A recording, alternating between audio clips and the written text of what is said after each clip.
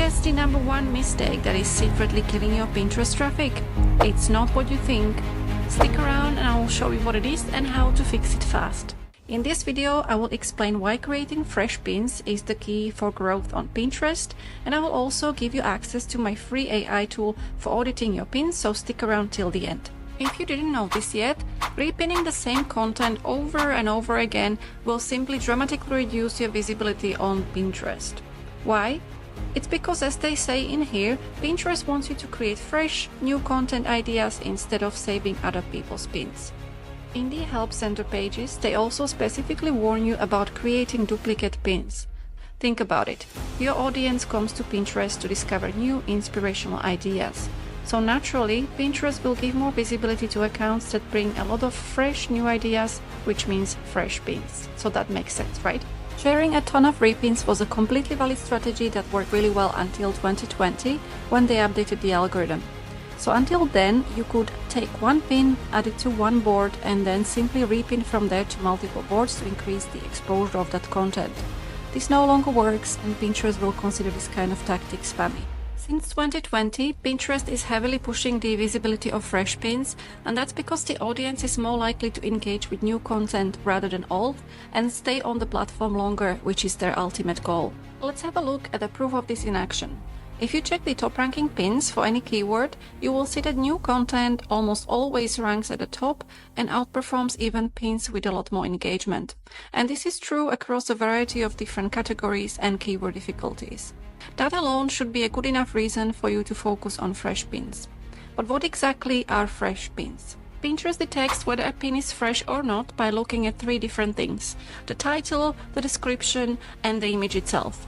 If those three things are original, they will consider it a fresh pin. Even if they link to the same URL, they will be considered brand new content if you make tweaks on these three areas of your pin.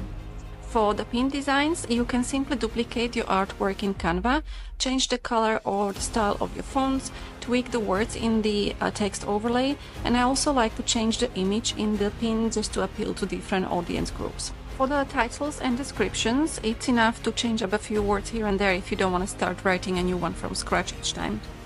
If you're not sure what other headlines to use in your Canva designs, you can use my free AI tool, which will give you suggestions for the headlines, colors to use, and even what to use in the image itself. As you can see, I created 5 fresh pins in a matter of minutes just using Canva and a few changes, and that's what you need to do for each one of your articles. And that brings me to the second point. Fresh content doesn't mean that you have to constantly write new articles. You can simply take your existing old articles and give your pins a bit of a glow up, and my tool can certainly help with that too.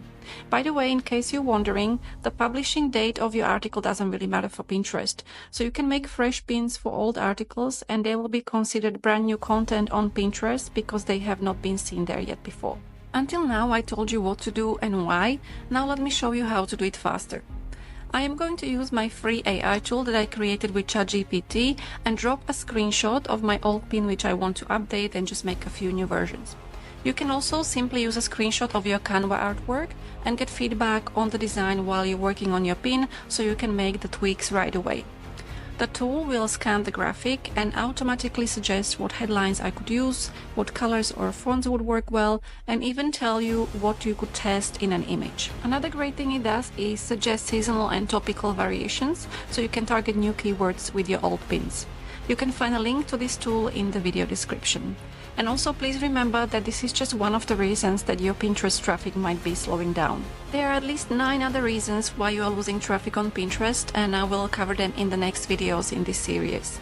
Before you excitedly venture off to Canva to create another masterpiece, here is a short recap of the most important points so you can be confident in knowing what exactly you need to do. Pinterest loves fresh content, so please stop repinning your old stuff right away. Review your Tailwind account and remove any active content loops that you have and any repin drafts that you have in your publisher. Go to your Google Analytics and check which one of your Pinterest articles lost the most traffic. You can do this by comparing the last 30 days versus the previous 30 days or even a longer period. After you identified your traffic leaks, create 5 to 10 fresh pins for each one of these articles and add them to your posting schedule for Pinterest. Update your strategy to include not just pinning new articles, but regularly reviewing old content and creating pins for old content. I recommend tracking this in a Google Sheet. Finally, please remember that you need to stay consistent for at least 3 months before you see any changes. And in case you are wondering when is it okay to repin a lot of content, the only time I repin a lot of content is when I create a new board on an account, which I set up as a secret board. I add a lot of repins, optimize it, and then I publish it. Now that you've cracked the code on what to post, in my next video I'll show you how often you should pin and also the biggest mistakes to watch out for.